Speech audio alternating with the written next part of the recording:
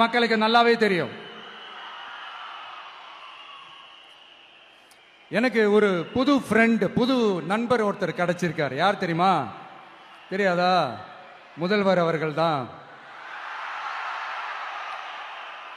இப்போ ஒரு நிருபர் ஒருத்தர் கேட்ட கேள்விக்கு, எனக்கு எதிரிகள்லாம் யாரும் இல்லை, அவங்க எல்லாருமே எனக்கு நண்பர்கள் தான் அப்படின்னு சொன்னாங்களே.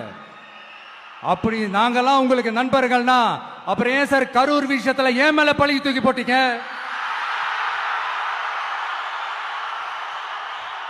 உங்களுக்கு மனசாட்சின்னு ஒண்ணு இருந்தா அப்படி பேசிருப்பீங்களா?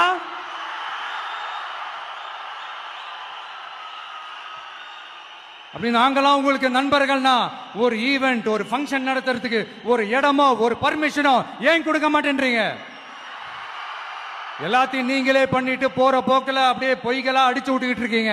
உங்களோட உண்மையான நண்பர்கள் யாருன்னு சொல்லட்டுமா? லஞ்சம், ஊழல், அரசியல் ஆதாயம், இதெல்லாம் தான் உங்களோட உண்மையான நண்பர்கள். பர்சனலா நீங்க எப்படி வேணா இருந்துக்கங்க சார், நமக்கு அதை பத்தி கவலை இல்லை, நமக்கு அது அவசியமும் இல்லை. ஆனா உங்க ஆட்சி தான் தப்பான ஆட்சி, தமிழ்நாட்டுக்கு தேவையில்லாத ஆட்சி. கொஞ்ச நாளைக்கு முன்னாடி கற்பனையா ஒரு விஷயம் ஒன்று சொன்னேன். இந்த முதல்வர் கூட விசில் சின்னத்துக்கு தான் வாக்களிப்பாரு அப்படின்ட்டு கற்பனையா ஒன்று சொன்னேன்.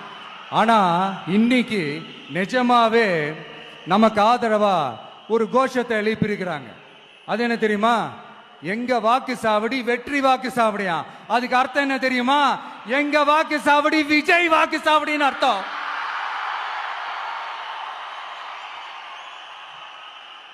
அது சரி, மக்களோட இந்த ஆதரவை பார்த்துட்டு அவர் அறியாமலே எப்படி பேசிட்டாரு என்னமோ தெரியல.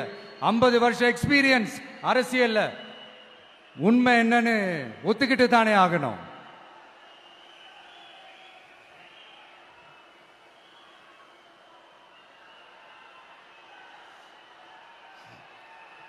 ஜனநாயகம்ங்கிறது பெரும்பான்மை ஆட்சி அதிகாரம் சார்ந்தது மட்டும் இல்லை, சிறுபான்மை மக்களின் உரிமைகள் உணர்வுகளும் புனிதம்னு நினைச்சு அதையெல்லாம் காப்பதற்கு பெயர் தான் ஜனநாயகம்னு 1963 அறிஞர் அண்ணா பார்லிமெண்ட்ல பேசினதை நாம இங்க சொல்றது ரொம்ப பொருத்தமா இருக்கும்.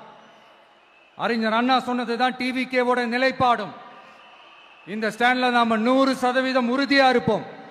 யாருக்காகவும் எதுக்காகவும் இதுல சமரசமே கிடையாது. மதச்சார்பற்ற சமூக நீதி தன்மை தான் நம்ம அடிப்படை கொள்கைகள் ஒன்று, அதில் எந்த மாற்றமும் எப்பவும் கிடையாது. ஆனா இதெல்லாம் மறந்துட்டு எப்படியாவது எதையாவது